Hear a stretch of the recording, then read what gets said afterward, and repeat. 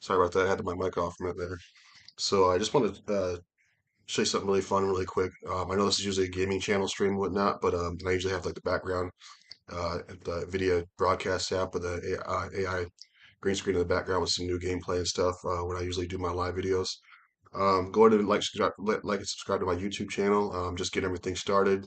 Putting up more content every Tuesday and Thursday with premiere gameplay and stuff of either already existing games or new games like I've been streaming and uploaded recently, like Diablo 4. Things like I just uploaded Halo Infinite gameplay's gonna be up tomorrow with the new season and stuff like that. Content, just messing around with that.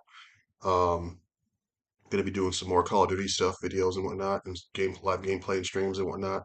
Mortal Kombat's up there. I put up Doom the Dark Ages, obviously playing through that my third time on the Ultra Light Nightmare difficulty with 2,000 damage to the enemies and 50% damage to me, just kind of playing like a messing around with like some God mode type of stuff. So, um, excuse me, but I wanted to show this really cool thing about Copilot, what Microsoft is, and this is on the consumer level, really fun stuff to have a conversation. So I'm going to do a quick little conversation right now with the Copilot. So let me get this started here.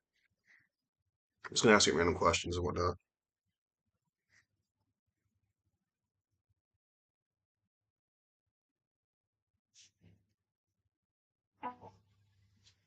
Copilot, what are you most excited for about the Xbox showcase next month? Really looking forward to seeing new game announcements and updates, projects we've been waiting for.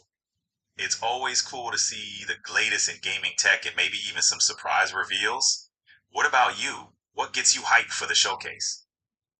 Well, I'm excited to see if we hear any new news for like Perfect Dark or Blade, Gears of War E-Day for the 20th anniversary next year and stuff like that. So, That's a solid lineup to look forward to. Perfect Dark could really shake things up, and Blade would be a great addition to the lineup. Gears of War hitting the 20th anniversary is huge, and it sounds like the perfect time for an epic celebration or new release. What would you love to see them announce? um, I actually I'm curious about when the indie game Silk Song is coming out and stuff like that, and see what additions they're adding to Call of Duty and whatnot for the new Call of Duty coming out later this year. Silk Song is definitely one to watch for. The first game was a hit, so there's a lot of anticipation for what they'll do next. As for Call of Duty, the updates and new features they bring out each year are always interesting, keeps the community on its toes. What are you hoping to see changed or added in the next Call of Duty? It'd be really cool is if they actually started doing a lot since they're part of Microsoft Xbox Studios. I would like to see them cross Marcus Phoenix and maybe Master Chief and Doomslayer in the game too. That'd be awesome. That would be wild. Imagine the crossover potential with Marcus Phoenix, Master Chief, and Doomslayer all in one game. It'd be like an all star lineup of iconic characters, each bringing their own style and attitude. It'd be epic for sure. Who knows? Maybe we'll see some. Yeah, crossover like that would be wild. Mixing iconic characters from different franchises could really shake things up and create some unique. Yeah. So my other question, Copilot, is what do you think? What are your thoughts on the NBA playoffs right now? The NBA playoffs are always electrifying. Some teams are really stepping up. Others are facing tough challenges. What's your take? Rooting for any specific team? I think I'd like to see a New York Knicks and Oklahoma City Thunder finals. To be honest. That would be a wild matchup. The Knicks bringing their big market flair and the Thunder with their young, dynamic team would make for an exciting series. Both teams have passionate fan bases too. You think they could pull it off this year? I think they could. Only time can tell, right? And but yeah, it's going to be exciting times in the playoffs. Definitely. It's always a roller coaster of emotions and surprises. Let's see how it unfolds. Hey, co-pilot. Also, do you think I'm gonna need a jacket today? With the weather? Today's weather in Plattsburgh is around 57 degrees Fahrenheit, so a light jacket might be a good idea, especially if it gets cooler later in the day. Stay comfy out there. All right, thank you so much, co-pilot. You enjoy the rest of your day. You too, Andren. Take care. It's just amazing what they continue to do with this AI. I love it. And that's just the consumer side of things right there, right? They're adding us into help. They're adding Copilot. They're beta testing it right now with the Xbox app on mobile right now. And in the parts of the and they're using it obviously, on your PC and laptop and whatnot, cloud devices and whatnot, and other consumer electronics coming in, already existing and coming in later on this year and every year moving forward as it continues to advance. And it's just amazing. The biggest thing for the game side of development is what's nice about it is the AI is going to allow game developers themselves to cut the cost. Well, the games are getting expensive, but Microsoft's a massive multi-trillion dollar company who continues to make tens of billions or more of dollars every quarter just from the Xbox side of things. And then you add in all of Microsoft, they're just making buku amounts of money, especially now with some of their new strategy for their Xbox ecosystem is a lot of their new IPs, single player driven games, AA, AAA games like South the Midnight, Avowed, Starfield, the upcoming Blade game from Marvel, OD from Microsoft Xbox Studios and Kojima Productions using the Azure AI, stuff like that, and cloud that Kojima said that only Microsoft could provide for him to make this robust, ever game-changing new IP that they're making with this, as they call the him and Jordan Peele when they did it, when they announced the game with Microsoft on the Game Awards, I want to say like last year or so, saying that this is like going to have the Avengers of the directors, like John Carpenter's, Stephen King's, all these guys, and Jordan Peele and all these guys working on different episodic things, or maybe a whole one big old lump sum game or something like that. So we'll see what that looks like in the near future. Maybe they'll announce something to show something off next month at their showcase. But excuse me, it's going to be exciting times what they're doing in the game industry. But like games like Forza Horizon, that franchise will be multi-plat. Gears of War will be multi-plat. I'd imagine Halo's going to become multi-plat now that they're developing a new Halo and Unreal 5 engine with the new rebranded Halo Studios.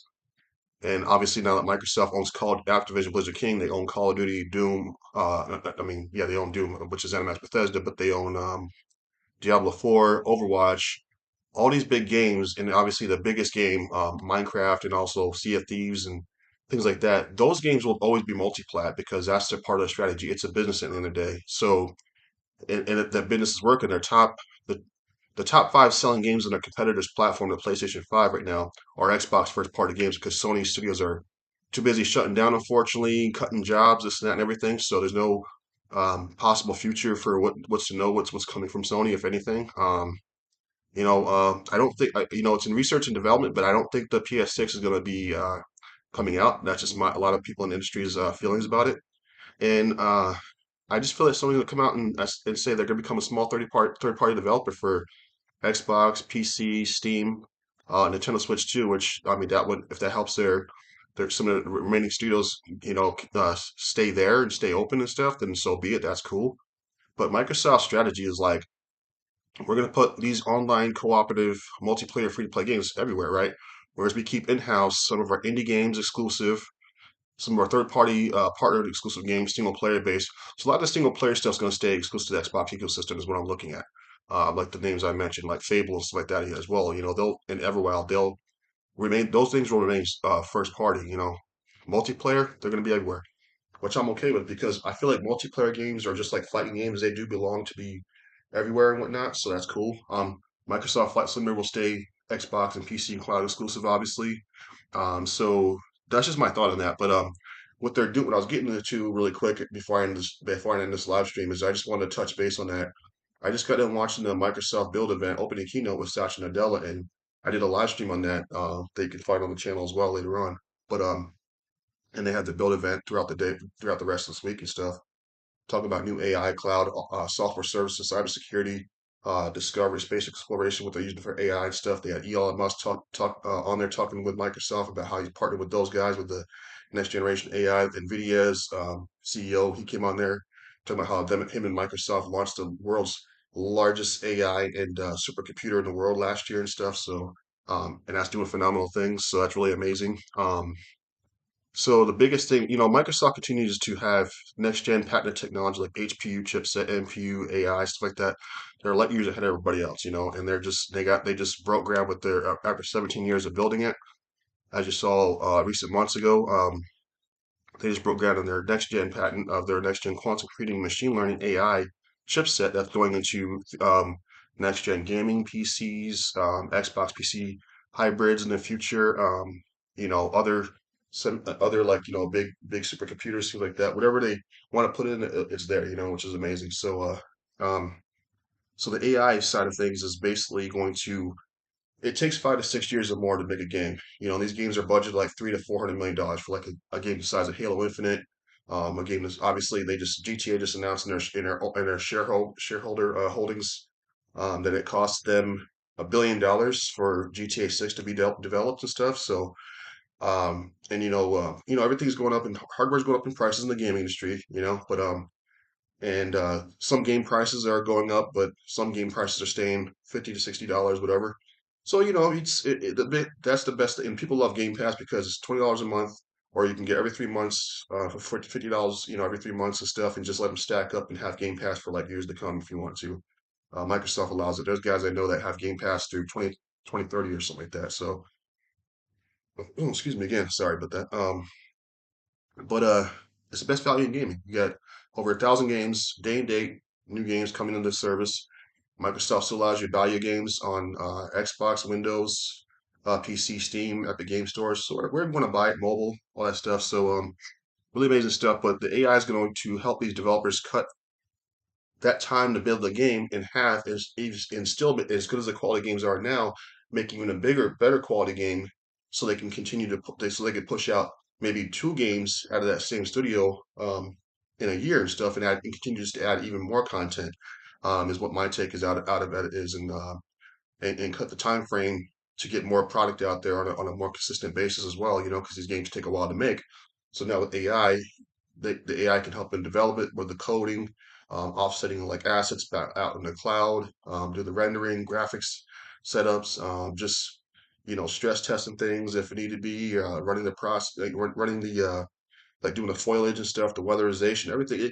It's just developers have so much now to work with now, which is amazing. So and AI is just going to help them out further on, make even more products and stuff. So I mean, the game industry is a 500+ billion dollar industry, and Microsoft's got 3 billion people playing Xbox games, love it on different devices. But you have a Samsung, LG TV, other TVs I'd imagine like TCL, Hisense, and Vizio are in the works. Probably Apple TV devices are going to be in the works. They're gonna have that option over there. Probably Roku, I'd imagine, definitely right there next up because they already have Samsung, LG TVs, like I said, and then you have Apple Fire TVs and Fire Sticks playing Game Pass games, mobile devices, laptop, PCs, consoles, whatever it is, it's all there. So wearables, like you can like MetaQuest and stuff like that, and like PC handhelds. I mean, it's all got there. It's all out there. So the game industry is changing for the better to give people more options where they want to play the games, how they want to play it, and when they want to play it, and still with the option of subscribing to the service or buying the games or both. So. All right, that'll be it for me today, guys. Thank you for watching the stream. I just wanted to share that cool Copilot thing on my Android phone with you. And there's just so much cool stuff you can do with that. And obviously, it's on Windows PCs and all that stuff, and Apple MacBooks and stuff and everything like that. So, God bless you and enjoy the rest of your day.